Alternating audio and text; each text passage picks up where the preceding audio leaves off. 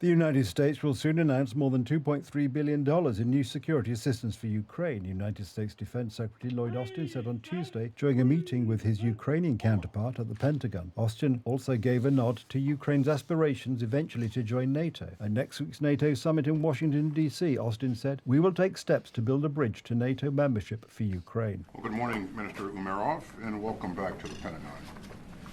Rustem, it was great to see you in Brussels 3 weeks ago for the 23rd meeting of the Ukraine Defense Contact Group.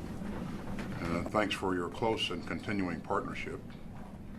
Now, Ukraine is in a tough fight and has been ever since the start of Putin's reckless war of choice.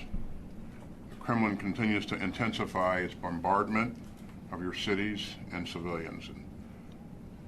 But I continue to be impressed by the skill of your forces, and your troops continue to fend off Russia's attacks with grit, ingenuity, and courage. So make no mistake, Ukraine is not alone, and the United States will never waver in our support. Alongside some 50 allies and partners, we'll continue to provide the critical capabilities that Ukraine needs to push back Russian aggression today and to deter Russian aggression tomorrow. And I am proud that the United States will soon announce more than $2.3 billion in new security assistance for Ukraine.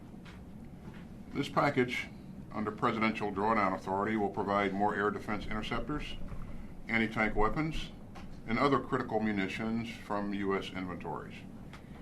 It will also enable the United States to procure more Patriot NASAMS, air defense interceptors, which will be provided on an accelerated timeline by the resequencing of deliveries for some foreign military sales. Austin said the latest weapons package for Ukraine would include arms like anti-tank weapons, air defense missiles, and will allow accelerated procurement of NASAMs and Patriot air defense systems. Hungarian Prime Minister Viktor Orban met Ukrainian President Volodymyr Zelensky in Kiev on Tuesday during his first visit to Ukraine since Russia's full-scale invasion began in 2022. During his trip, Orban told Zelensky that continuing war and the question of peace is important, not only for Ukraine, but for the whole of Europe. He also wished Ukraine every success in his remarks at a press conference.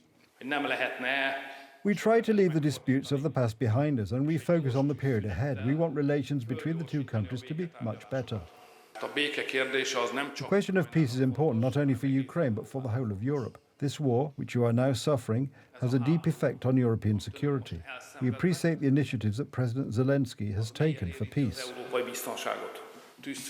And I asked the President that we could consider a possible reverse order when a quick ceasefire could speed up the peace negotiations. A time-bound ceasefire that gives an opportunity to speed up peace negotiations. I have considered the possibilities of this and I have clarified this with the President. I'm grateful for the honest discussion and answers. Of course, I will prepare a report about these negotiations to the Council of the European Union, to the Prime Ministers, and on the basis of this, the necessary European decisions may be taken.